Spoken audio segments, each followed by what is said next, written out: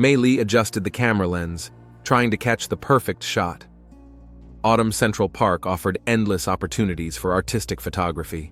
Golden leaves swirled in the air, creating a natural confetti against the gray New York sky.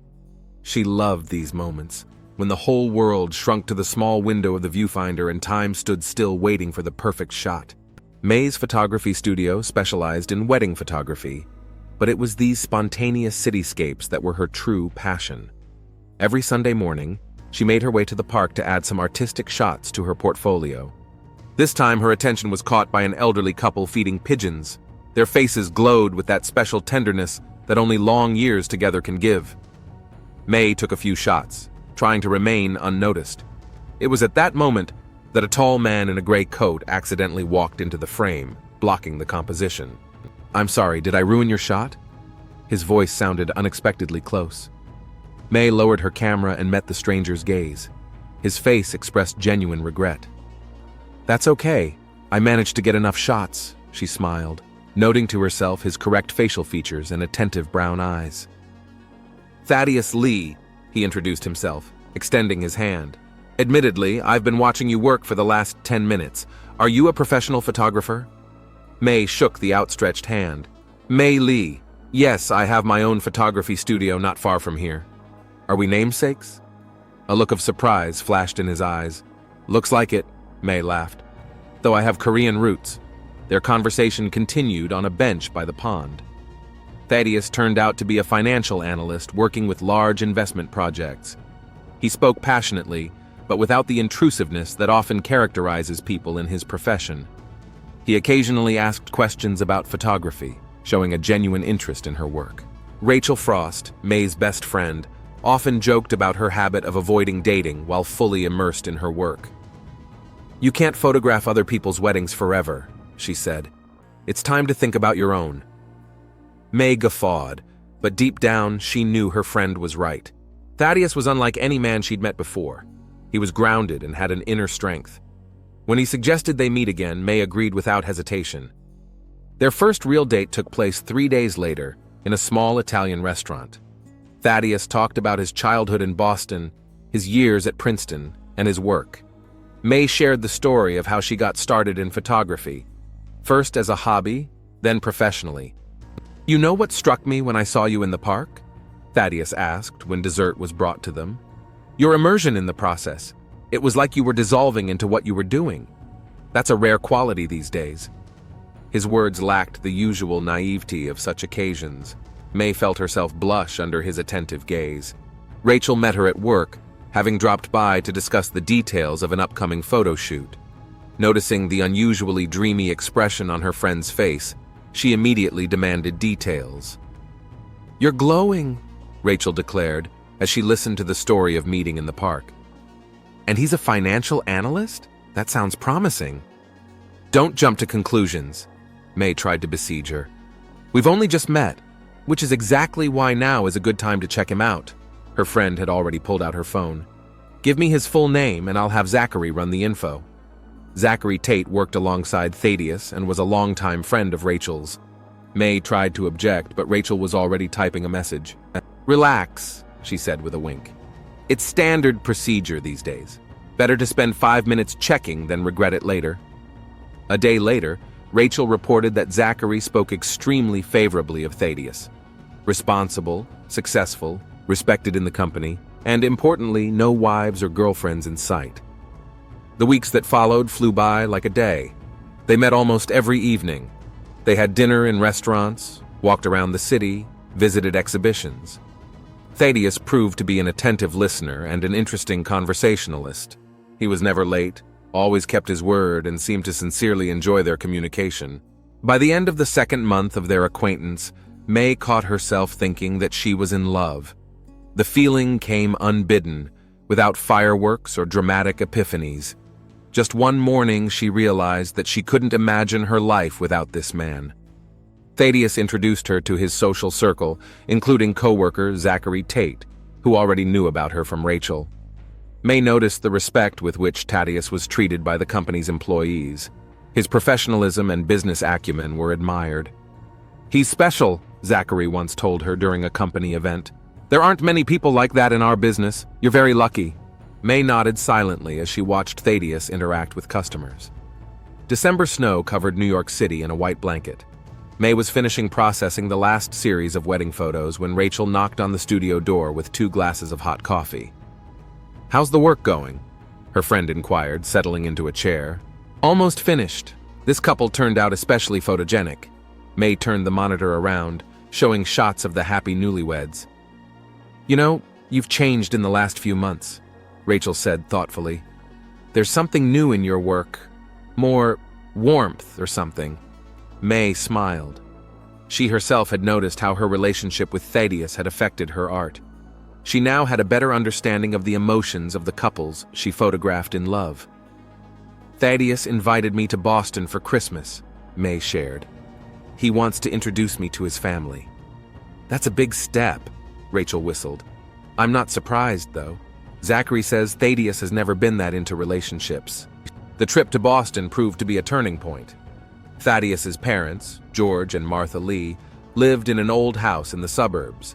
Her father, a retired economics professor, immediately hit it off with May, discovering her interest in classical literature.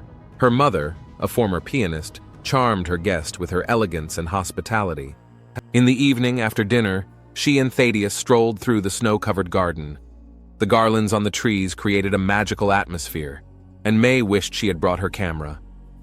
"You know," Thaddeus began, stopping under an old oak tree, "I never believed in love at first sight. Thought it was a fiction of romantics and poets." He turned to her, and there was an excitement in his gaze that May hadn't noticed before. "But when I saw you in the park, something changed. It was like everything fell into place." Thaddeus dropped to one knee, pulling a velvet box from his coat pocket. A sapphire ring surrounded by small diamonds sparkled in the light of the garlands. "Maylee, will you marry me?" Her yes sounded so natural, as if she had waited her whole life for this moment. The following weeks became a maelstrom of pre-wedding worries. Rachel, who had been appointed maid of honor, enthusiastically immersed herself in organizing the festivities. Her travel agency experience proved invaluable in planning the honeymoon.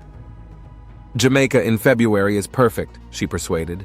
"Luxury oceanfront hotel, all-inclusive, great reviews from clients." May hesitated. "Wouldn't it be better to do something more? Traditional? Paris or Venice?" "Trust me," Rachel insisted. "After a New York winter, you need sun and beach." Thaddeus supported the Jamaica idea, and the tickets were purchased. Zachary volunteered to help organize the financial side of the wedding. "Consider it my gift," he told Thaddeus. "I know a great organizer who will make everything top-notch." The wedding preparations revealed new facets of Thaddeus's character. He displayed amazing attention to detail, insisting on personal control over all aspects of the organization. Sometimes his perfectionism bordered on obsession, but May put it down to pre-wedding stress. One evening while going over the paperwork for the wedding contract, May noticed how tense Thaddeus was. "Is something wrong?" she asked. "No, just work." He rubbed his temples. "Big project, lots of responsibility. Never mind." Things were going better than ever in the studio. May's fame was growing, and the bookings were getting bigger and bigger. She was even starting to think about hiring an assistant. "Maybe we should expand the business after the wedding," Thaddeus suggested one day. "You've got great prospects." "We'll see," May replied. "What matters now is our wedding." A week before the celebration, she and Rachel were picking out the final details of the wedding dress. "Are you happy?" her friend suddenly asked. May looked at her reflection in the mirror.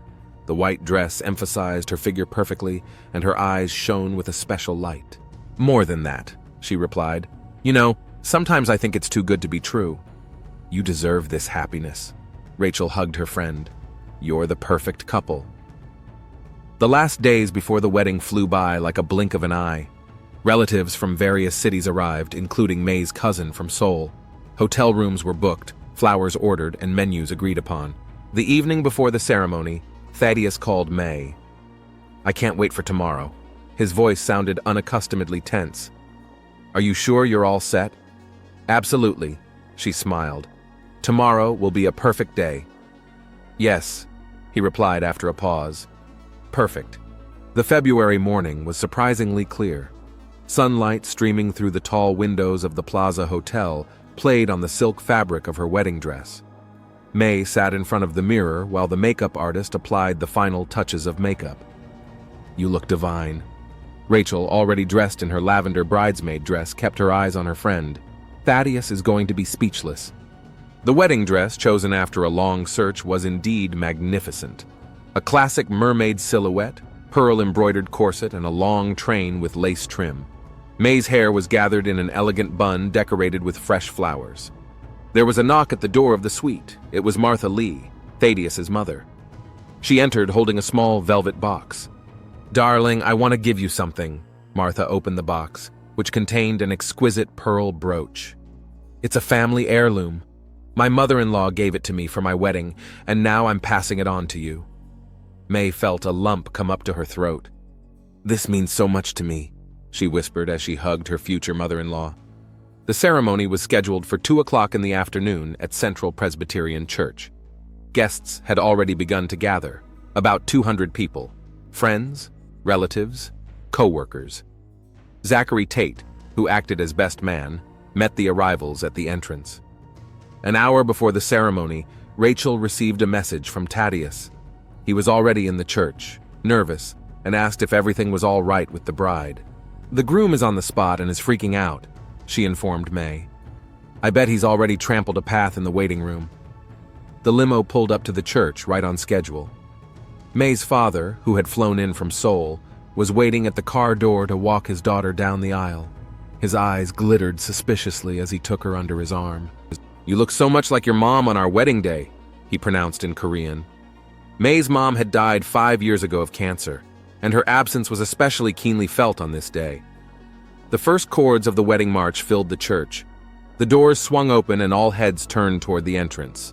May, leaning on her father's arm, started down the aisle. Thaddeus stood in front, immaculate in his dark blue suit. When their gazes met, May saw a strange expression in his eyes, a mixture of admiration and something else she couldn't define. The ceremony passed like a blur.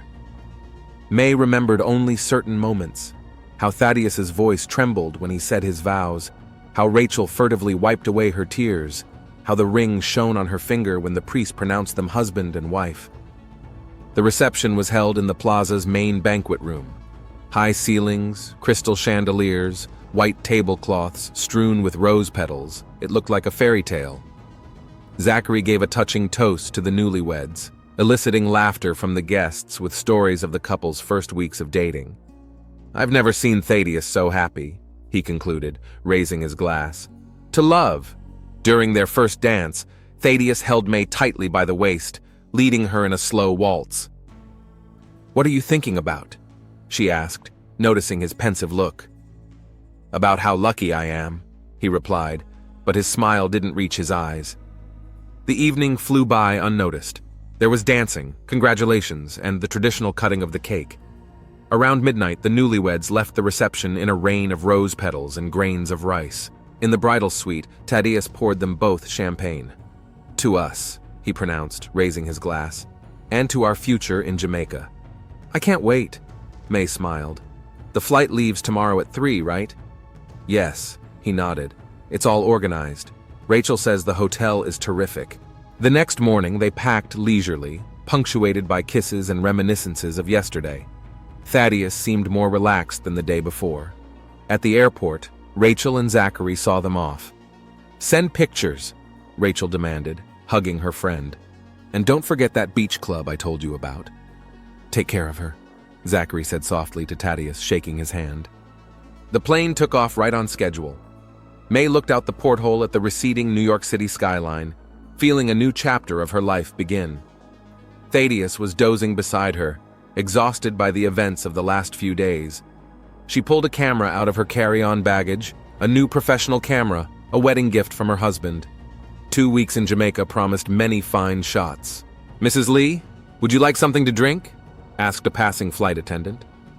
"Mrs. Lee," May repeated to herself. The name still sounded unfamiliar, but she liked the way it rolled over her tongue. She ordered an orange juice and leaned back in her chair, anticipating the upcoming honeymoon. Montego Bay greeted the newlyweds with dazzling sunshine and humid tropical air. Their hotel, the Sandals Royal Caribbean, was located in a picturesque bay surrounded by lush vegetation. The spacious ocean view suite exceeded May's expectations. "Rachel has outdone herself," she said admiringly as she stepped out onto the terrace. Turquoise waves lapped the white sand, palm trees swayed in the breeze. Thaddeus sat in a wicker chair, looking at a brochure describing the hotel's services. "There's a spa, 3 restaurants, tennis courts," he listed. "What do you want to do first?" "Let's just walk on the beach," May suggested, pulling a lightweight dress out of her suitcase. The first few days of their honeymoon passed in blissful ease. They sunbathed by the pool, swam in the warm sea, enjoyed exotic cuisine. In the evenings, they walked along the shore, admiring sunsets, which May took pictures of. On the 3rd day, they went on an excursion to the mountains. The guide, a cheerful Jamaican named John, showed them waterfalls and coffee plantations. Thaddeus took an unexpected interest in the local economy, asking about real estate prices and investment opportunities. "You're thinking of investing even on your honeymoon?" May teased him. Professional habit. He brushed it off, but his smile seemed strained to her. That evening in the hotel restaurant, Thaddeus received some kind of text message and stared at the phone screen for a long time, frowning. "Everything okay?" May asked. "Yeah, just work stuff," he replied absent-mindedly. "Zachary can't find some paperwork." The next morning, May woke up alone in bed. She found Thaddeus on the balcony. He was talking on the phone in a muffled but clearly annoyed voice. "I told you I'd deal with this later," she heard a scrap of phrase. Noticing her, he hurriedly ended the conversation. "Sorry, sweetheart. A little trouble at the office." He kissed her cheek, but May noticed how tense his shoulders were. They spent the afternoon on the hotel's private island, reached by small boat. May photographed exotic birds and blooming orchids while Thaddeus snorkeled among the coral reefs. At dinner, he seemed more relaxed, even offering to dance to live reggae music. But when a waiter accidentally spilled some wine on the tablecloth, Thaddeus reacted with unexpected abruptness, demanding to call the manager. "Thaddeus, it's just wine," May tried to reassure him. "It's not about wine, it's about professionalism," he retorted, and something in his tone silenced her. The following days brought a change in his mood. He could be gentle and attentive in the morning, irritable in the afternoon, and affectionate again in the evening. May wrote it off to acclimatization and work stress. One evening, they had dinner at a restaurant outside the hotel. Thaddeus ordered a bottle of expensive wine and proposed a toast to their future. "You know," he began, looking at her with an unaccustomed intensity, "sometimes I think about how my life has changed since I met you. For the better, I hope?" May smiled. "Of course." He took a big sip of wine. "It's just gotten more complicated." "What do you mean?" "Never mind." He shook his head. "Let's order dessert." On their way back to the hotel, they met a group of tipsy tourists. One of the men accidentally grazed May's shoulder as they walked by. Thaddeus instantly turned around, grabbing the stranger's arm. "Hey, watch it!" His voice sounded threatening.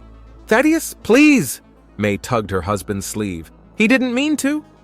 The tourists hurried away, and Thaddeus remained silent all the way to the hotel, clenching his fists. In the room, the first thing he did was pour himself a whiskey from the minibar. "You're overreacting," May observed cautiously. "What's going on?" "Nothing." He drank the whiskey in a volley. "I just don't like it when someone gets loose." "It was an accident," she objected. "You're scaring me with that reaction." "Scare you?" He grinned unfunny. "I'm only protecting my wife." May lay awake for a long time that night, listening to her husband's steady breathing. Something had changed, but she couldn't figure out what. In the morning, Thaddeus acted as usual, as if yesterday's incident had never happened. At breakfast, he suggested a trip to Dunn's River Falls. "They say it's one of the most beautiful places on the island," he said, showing the prospectus. "You'll love taking pictures there." May agreed, pleased at his good mood. Maybe last night was just the result of fatigue and alcohol? They arranged with the concierge for a tour the next day. Thaddeus had insisted on an individual guide, even though it cost considerably more than the group trip. "Only the best for you," he said, putting his arm around her shoulders. There was a strange note in his voice that May chose to ignore. The Dunn's River Falls were impressive in their pristine beauty. May tirelessly photographed the cascades of water tumbling down the limestone ledges. Their guide, an elderly Jamaican man named Marcus, patiently showed them the most scenic angles. "The photos turn out amazing," May marveled, reviewing the shots on the camera display. Thaddeus stood nearby, looking absent-mindedly at the bubbling water.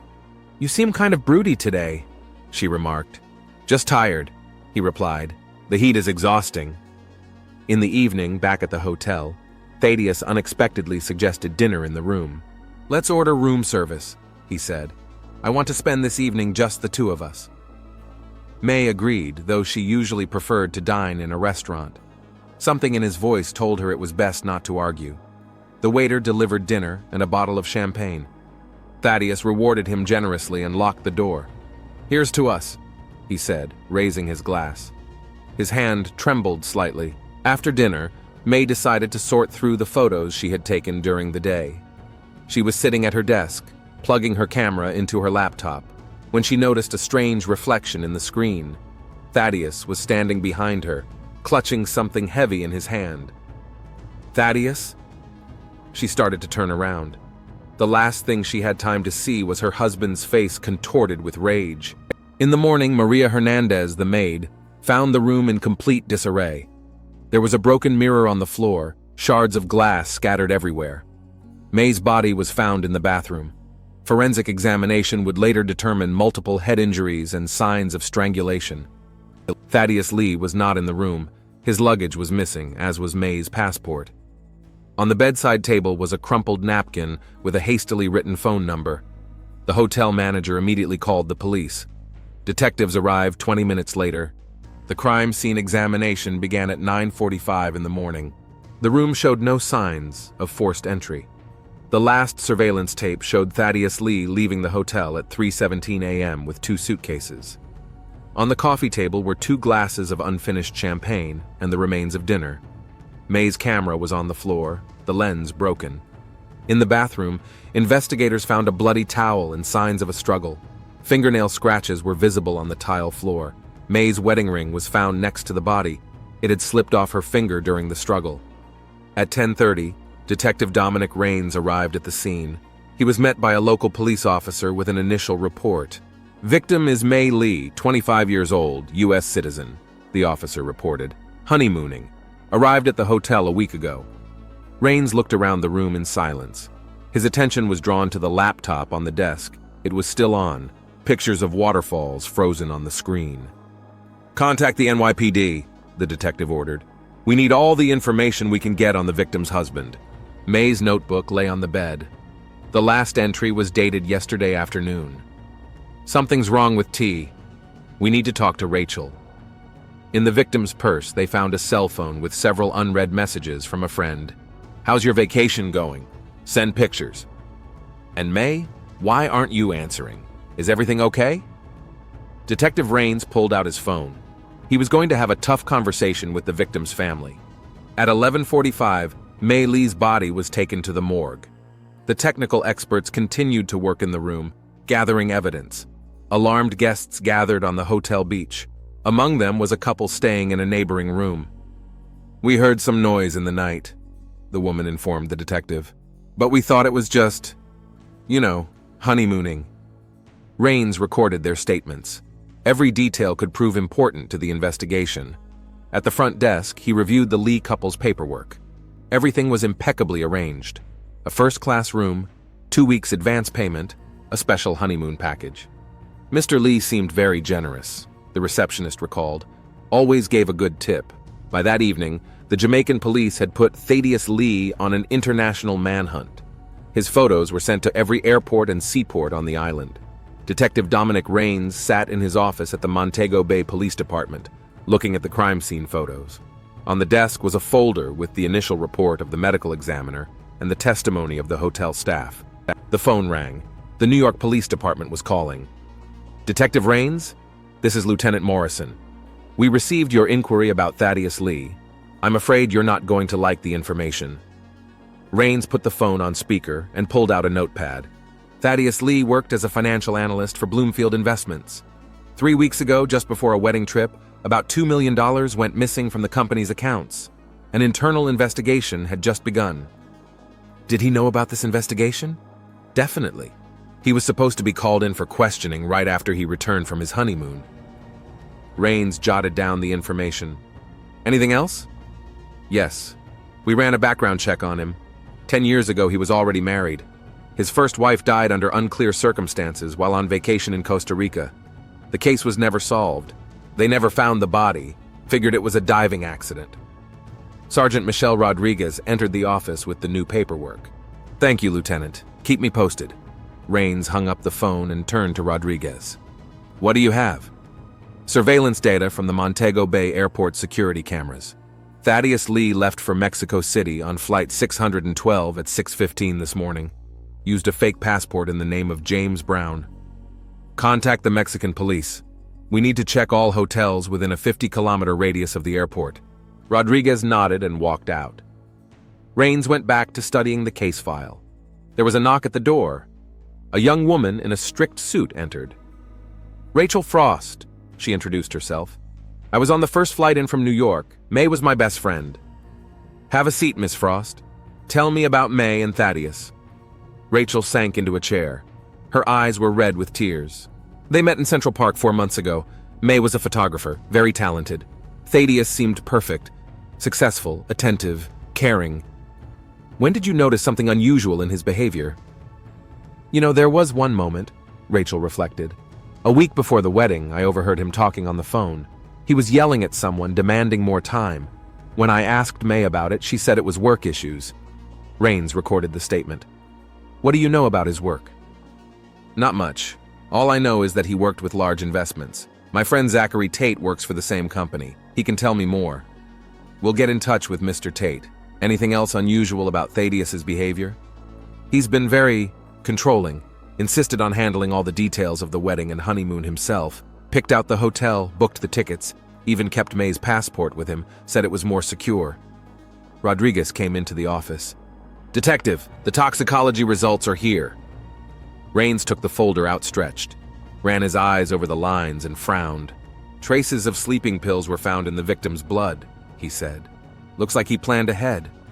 Oh my God, Rachel whispered. Poor May.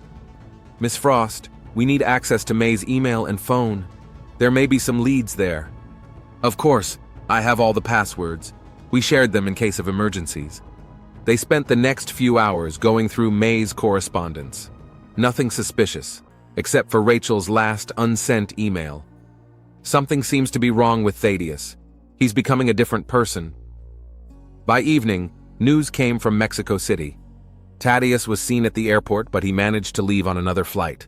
It is not yet known where to. He was preparing to escape, Rains said, looking at a map of the suspect's movements.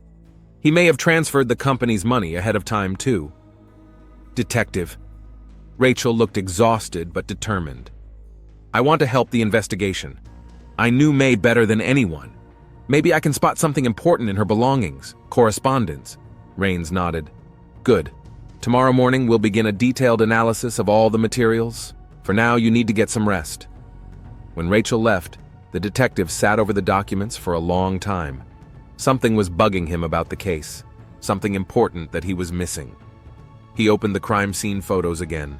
The broken mirror, the overturned furniture, the signs of a struggle, and a camera with a broken lens.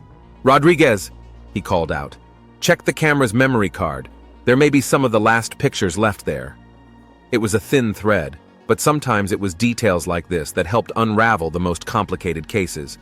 Outside the window, dusk was thickening.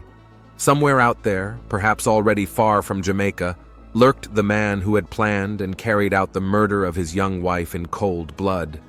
And Detective Rains swore to himself that he would find him, no matter what it took. The tech expert brought Rains the recovered photos from the memory card. Most of the pictures were the usual tourist shots. Waterfalls, beaches, sunsets.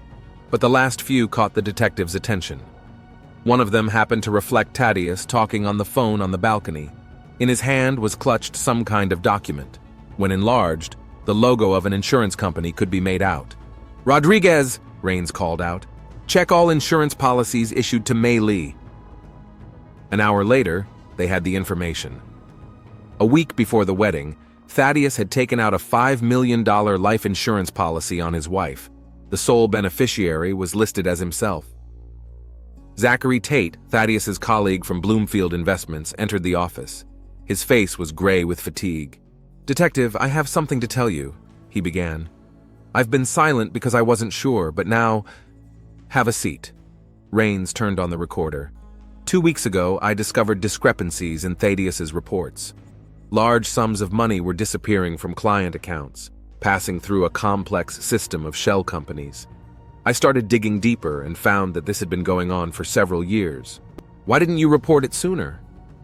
I tried to talk to him. He said he could explain everything, asked me to give him time before he came back from his honeymoon. I agreed, I thought he'd find a way to get his money back.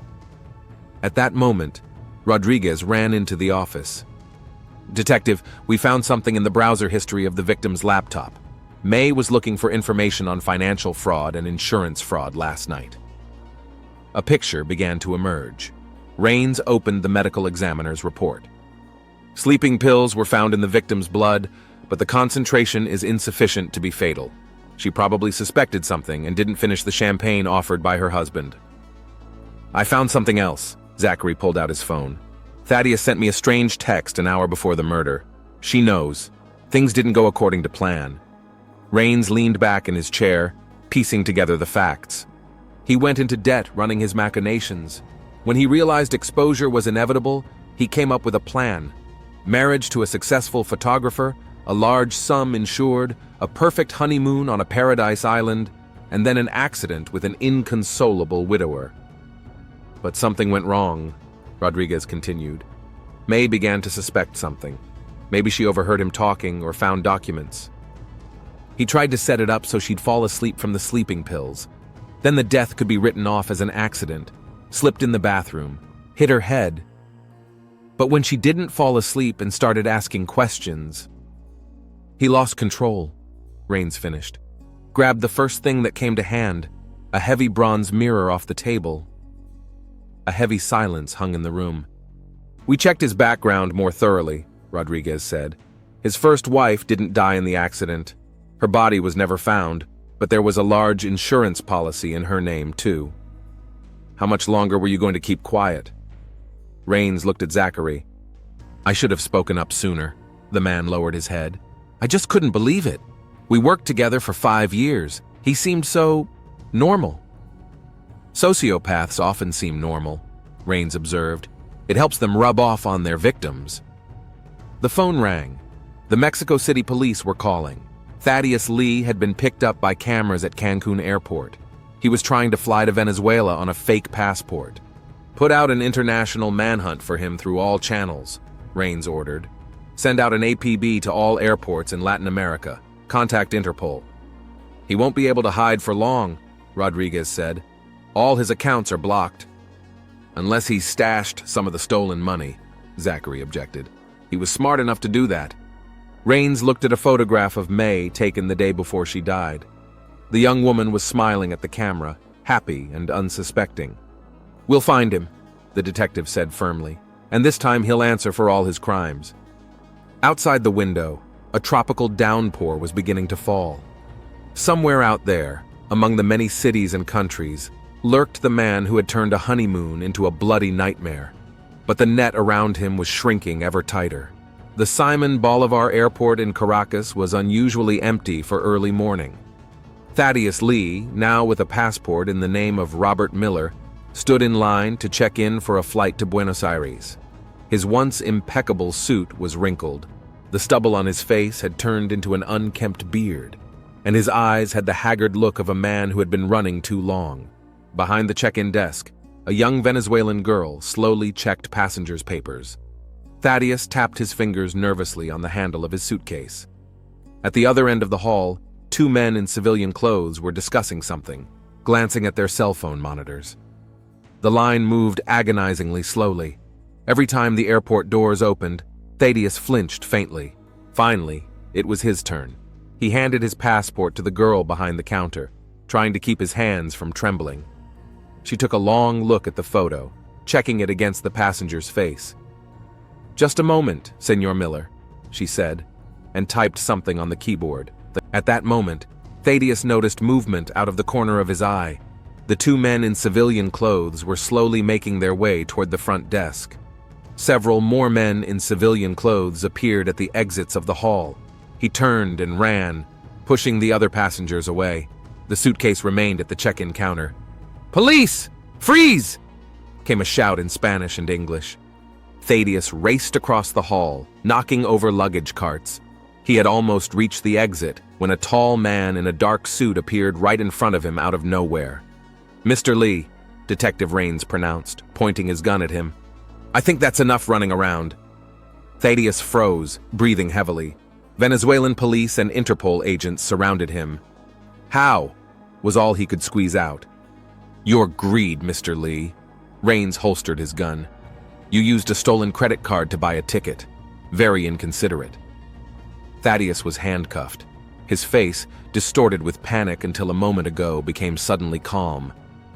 "You won't be able to prove anything," he said. "Really?" Raines pulled out his cell phone. "Interesting picture left on your wife's camera.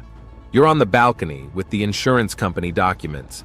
And there's also your colleague's testimony about financial fraud, toxicology results, surveillance footage." Thaddeus remained silent as he was led to the police car. His gait, always so confident, now resembled the shuffling footsteps of an old man. In the airport lounge, Interpol agents examined the contents of his suitcase. They found several fake passports, wads of cash, and a thumb drive with offshore account information. He was planning to start a new life, Rodriguez said as she looked through the documents. "Maybe even find a new victim." "But it didn't work out this time," Raines replied. At the Caracas police station, Thaddeus finally spoke. His confession was videotaped in the presence of his lawyer and representatives of the three countries. "She shouldn't have suspected anything," he said in an even voice. "The plan was perfect. Sleeping pills and champagne, an accident in the bathroom." "But May turned out to be smarter than you thought," Raines remarked. "She found the documents in my laptop, started asking questions about the insurance, about the missing company money. I couldn't let her ruin everything." "And you grabbed the mirror." "I didn't mean to. It just went wrong. She shouldn't have resisted." 3 days later, Thaddeus Lee was extradited to the United States. He was met at the New York airport by FBI agents and homicide detectives. Rachel Frost came to the station to see her friend's killer in person. She stood behind the glass, watching as he was escorted down the hallway. "I don't understand," she told Raines. "How could you pretend like that? To lie like that?" "For people like him, it's just business," the detective replied. "Marriage, love, trust, all of these are just tools to accomplish a goal." "And his first wife, do you think?" "We've reopened the investigation into her disappearance. Now that we have this pattern of behavior, perhaps we'll find new evidence." In his cell, Thaddeus Lee sat motionless, staring at the wall. He was awaiting trial on charges of first-degree murder, fraud, and money laundering. He faced life in prison without parole. Detective Raines reviewed the case file one last time before sending it to the DA's office. Among the documents was the one photo from the waterfalls, the last picture May had taken. It showed her smiling at the camera, and behind her back, in the blurred background, the figure of the man who was already planning her murder. "Case closed," Raines wrote in the final report. The New York City courthouse was filled to capacity. The trial of Thaddeus Lee had attracted more than just local media attention. The story of the Honeymoon murder had traveled to every national outlet. Raines sat in the front row next to Rachel Frost. Over the past 6 months, the investigation has uncovered new details about Thaddeus's crimes. Investigators discovered the body of his first wife in Costa Rica. It was cemented into the foundation of an abandoned house. Thaddeus was charged with that murder as well. Judge Michael Harrington entered the room, and everyone present stood up. Thaddeus Lee, dressed in a prison robe, seemed smaller and older than he had 6 months ago. His lawyer had tried unsuccessfully to get a plea bargain, but the prosecutor had refused. The evidence was overwhelming. "Stand up! The court is in session!" announced the bailiff. The session began with a presentation by Prosecutor Sarah Jenkins. She methodically laid out the details of the crime, showing the jury photos from the murder scene, forensic results, and financial documents. "Gentlemen of the jury," she said, "this is not just a killer. You're looking at a calculated predator who stalked his victims for years. He used love and trust as weapons, turning marital vows into a death sentence." Rachel was one of the first to testify. Her voice shook as she recounted the last days of her friend's life. "May sent me a text the day before she died. She wrote that something was wrong, that Thaddeus had changed. I should have realized." "You couldn't have known," the prosecutor said softly. "No one could have." Zachary Tate detailed Thaddeus's financial machinations, the missing millions, and suspicious transactions. Detective Rains presented the results of the investigation, including analysis of sleeping pills in the victim's blood and surveillance camera data. On the third day of the trial, the mother of Thaddeus's first wife spoke. The elderly woman struggled to hold back tears as she recounted how she searched for her daughter for 10 years. "He even came to the memorial service," she said, "standing next to me, consoling me, and he knew where he buried my little girl." The defense tried to portray Thaddeus as a victim of circumstance, talking about job stress and financial pressures. But the jury saw the hotel surveillance footage, saw how methodically he planned the murder. In the final session, Thaddeus was given the right to have the last word. He stood up, looked around the room, and spoke in a calm, almost casual tone. "I will not apologize. I will not say I am sorry. That would be hypocritical. I did what I thought was right for me. That's all that matters." The jury deliberated for less than 2 hours. The verdict was unanimous. Guilty on all charges. Judge Harrington read the verdict in absolute silence. "Thaddeus Lee, the court finds you guilty of first-degree murder of May Lee and Anna Lee, grand fraud, money laundering, and other crimes. Given the particular gravity of the offense, your cold-blooded planning and complete lack of remorse, the court sentences you to life in prison without parole, 2 terms consecutively." As Thaddeus was being led out of the courtroom, he lingered near Rachel for a moment. "She really liked taking pictures," he said with a slight smile. "Too bad that last shot wasn't very good." Rains barely had time to hold on to Rachel, who rushed toward him. After the session, they stood on the courthouse steps. A fine rain was drizzling. "Do you think he'll ever realize what he's done?" Rachel asked. "Such men are incapable of remorse," replied Rains. "To them, other people are just pieces in their game. What will happen to the company's money? Most of it has been recovered. The rest will go to compensate the families of the victims." Everything in May's studio remained as it had been when she was alive. Rachel would sometimes go there, look at the photos, touch the cameras. Among the things found a flash drive with the last pictures, bright, full of life and love for the world. "You know what the scariest part is?" Rachel said. "She died believing she was loved. Maybe it's even a good thing she didn't find out the whole truth." The detective remained silent. He'd seen a lot of evil in his years of service, but Thaddeus Lee's story had left a special mark. How could a man wear a mask of love while planning a murder? How could one say wedding vows, already knowing you'd turn a honeymoon into a nightmare? The rain intensified. Rachel opened her umbrella, the same umbrella with which May had photographed the rainy streets of New York City. Life went on, but the memory of the girl with the camera, whose love of life was stronger than the fear of death, remained forever in the hearts of those who knew her. Thaddeus Lee was sent to serve his sentence in a maximum security prison. His story became a warning to others, and a reminder that every crime is followed by a reckoning. And in Rachel's apartment, a photograph hangs on the wall, the last picture May took of her in the waterfalls of Jamaica. Bright sunshine, splashing water, and the smile of a girl who loved life and believed in love until the very end.